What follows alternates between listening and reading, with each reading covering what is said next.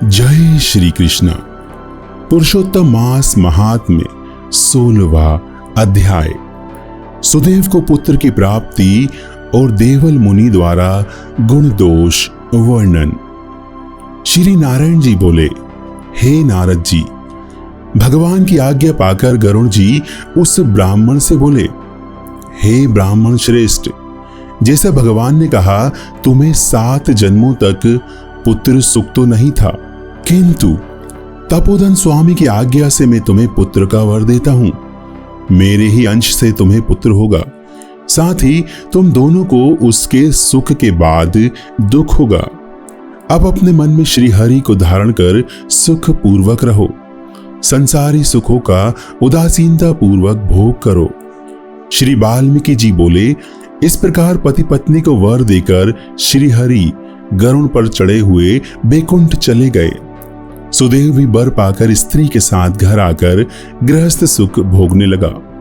कुछ समय बाद गौतमी गर्भवती हुई और दशम भाव में गौतमी ने सुंदर बालक को जन्म दिया, जिसे देख सुदेव की प्रसन्नता की सीमा न रही।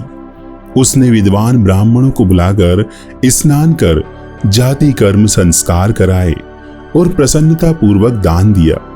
उसका नाम भी शुकदेव ही रखा। वह बालक माता पिता को आनंद देता, शुक्ल पक्ष के चंद्रमा के समान बढ़ने लगा। समय अनुसार पिता ने यज्ञोपवीत कराकर गायत्री मंत्र की दीक्षा देकर ब्रह्मचर्य आश्रम में उसे रखा। उस बुद्धिमान ने वेदाध्ययन प्रारंभ किया।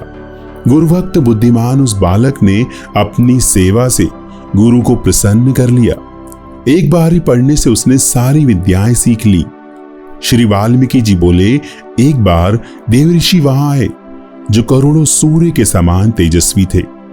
सुदेव ने उनको दंडवत प्रणाम किया और अर्धपाद्यादि से पूजा कर उत्तम आसन पर विराजमान किया।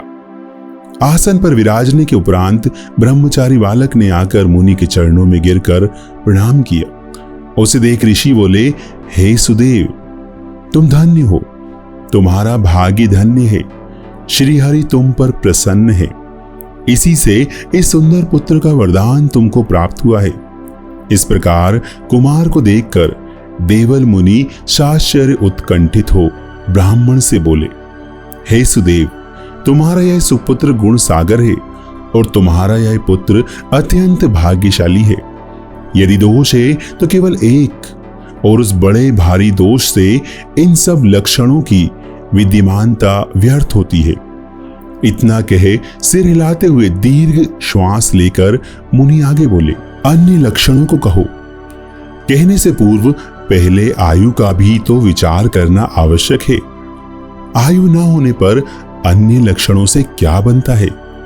हे सुदेव, सुनो, तुम्हारा यह पुत्र 12 वर्ष का होकर जल में डूबकर मृत्यु को प्राप्त होगा। तुम इसका मन में सोच तो करना नहीं, क्योंकि होनहार को कैसे रोका जा सकता है, वह तो होगा ही, इसमें कोई संशय की बात नहीं है।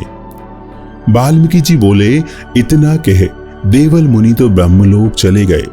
सुदेव शर्मा देव मुनि के वचनों का स्मरण कर बहुत दुखी रहने लगे। गौतमी धीरज रखते हुए पुत्र को अपने अंक में भरकर अत्यंत प्रेम पूर्वक उसके मुख का चुंबन करके स्वामी से कहने लगी, हे द्विज, होनहार की बातों का ध्यान कर आप भयभीत ना हो। अनहोनी कभी नहीं होती, होनहार ही होता है। इसलिए हे नाथ, अब उठकर सनातन हरि का भजन करो, जिसकी शरण में शिक्षा मिलती है, दीक्षा मिलती है। वाल्मीकि जी कहने लगे, इस प्रकार सुदेव अपनी भार्या के वचनों को सुनकर श्री हरि के कमल चरणों का ध्यान रखते हुए अपने पुत्र के शोक का निवारण किया। पुरुषोत्तम मास महात्म्य 16वां अध्याय समाप्त। जय श्री कृष्ण।